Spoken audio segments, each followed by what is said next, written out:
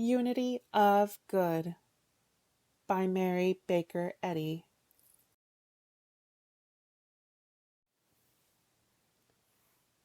Credo. It is fair to ask of every one a reason for the faith within, though it be but a repeat my twice told tale, nay, the tale already told 100 times. Yet ask, and I will answer, do you believe in God?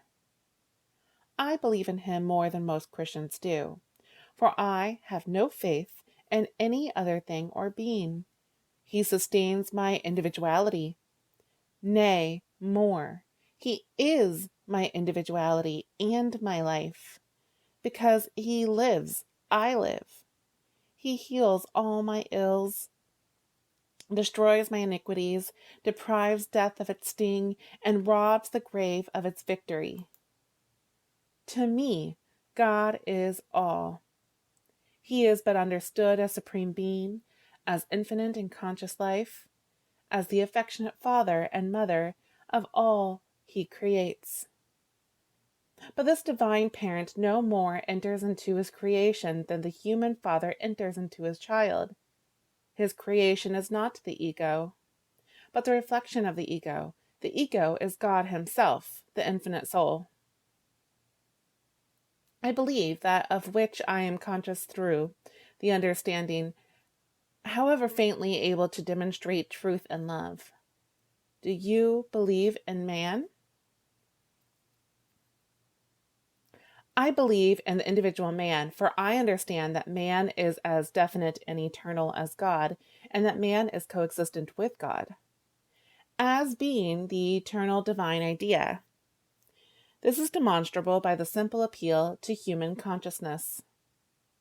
But I believe less in the sinner, wrongly named man.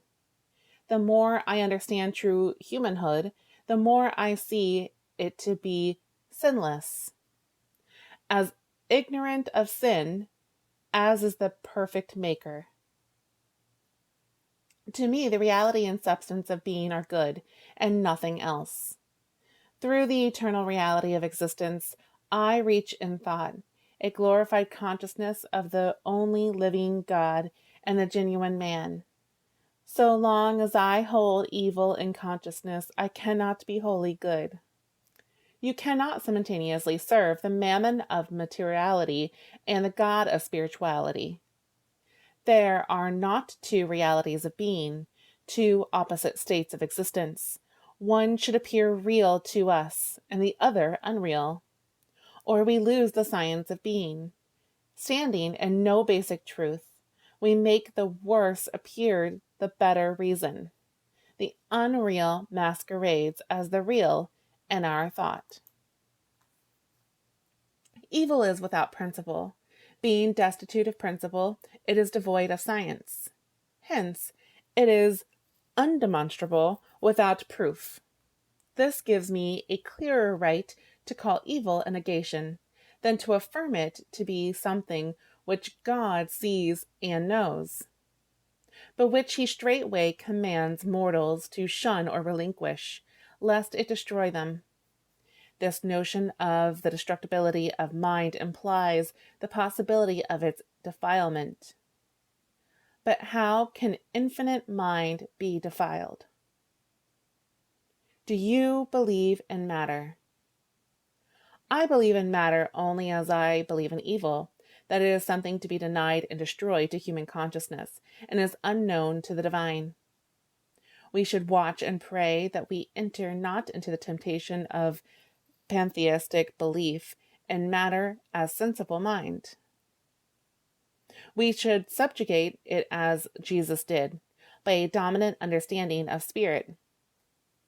At best, matter is only a phenomenon of mortal mind, of which evil is the highest degree.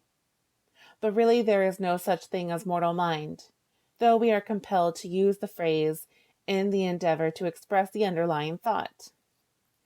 In reality, there are no material states or stages of consciousness, and matter has neither mind nor sensation. Like evil, it is destitute of mind, for mind is God. The less consciousness of evil or matter mortals have, the easier it is for them to evade sin, sickness, and death, which are but states of false belief, and awake from the troubled dream, a consciousness which is without mind or maker. Matter and evil cannot be conscious, and consciousness should not be evil. Adopt this rule of science, and you will discover the material origin, growth, maturity, and death of sinners as the history of man disappears and the everlasting facts of being appear, wherein man is the reflection of immutable good. Reasoning from false premises that life is material, that immortal soul is sinful, and hence that sin is eternal. The reality of being is neither seen, felt, heard, nor understood. Human philosophy and human reason can never make one hair white or black, except in belief, whereas the demonstration of God, as in Christian Science, is gained through Christ as perfect manhood. In pantheism, the world is bereft of its God, whose place is ill supplied by its pretentious usurpation by matter of the heavenly sovereignty. What say you of women? Man is the generic term for all humanity. Woman is the highest species of man, and the word is the generic term for all women. But not one of all these individualities is an Eve or an Adam. They have none of them lost their harmonious state and the economy of God's wisdom and government. The ego is divine consciousness, eternally radiating throughout all space in the idea of God, good, and not of his opposite, evil. The ego is revealed as Father, Son, and the Holy Ghost, but the full truth is found only in divine science, where we see God as life, truth, and love. In the scientific relation of man to God, man is reflected not as human soul, but as the divine ideal, whose soul is not in body, but in God, the divine principle of man. Hence soul is sinless and immortal, in contradistinction to the supposition that there can be sinful souls or immortal sinners. The science of God and man is the Holy Ghost, which reveals and sustains the unbroken and eternal harmony of both God and the universe. It is the kingdom of heaven, the ever-present reign of harmony, already with us. Hence, the need that human consciousness should become divine in the coincidence of God and man, in contradistinction to the false consciousness of both good and evil, God and devil, of man separated from his maker. This is the precious redemption of soul as mortal sense, through Christ's immortal sense of truth, which presents truth's spiritual idea, man and woman. What say you of evil? God is not the so-called ego of evil, for evil as a supposition is the father of itself, of the material world, the flesh, and the devil. From the falsehood arise the self-destroying elements of this world, its unkind forces, its tempests, lightnings, earthquakes, poisons, rabid beasts, fatal reptiles, and mortals. Why are earth and mortals so elaborate in beauty, color, and form, if God has no part in them? By the law of opposites, the most beautiful blossom is often poisonous, and the most beautiful mansion is sometimes the home of vice. The senses, not God, soul, form the condition of beautiful evil, and the supposed modes of self-conscious matter, which make a beautiful lie. Now a lie takes its pattern from truth, by reversing truth. So evil and all its forms are inverted good. God never made them, but the lie must say he made them. Or it would not be evil. Being a lie, it would be truthful to call itself a lie. By calling the knowledge of evil good and greatly to be desired, it constitutes a lie as evil. The reality and individuality of man are good and God made, and they are here to be seen and demonstrated. It is only the evil belief that renders them obscure.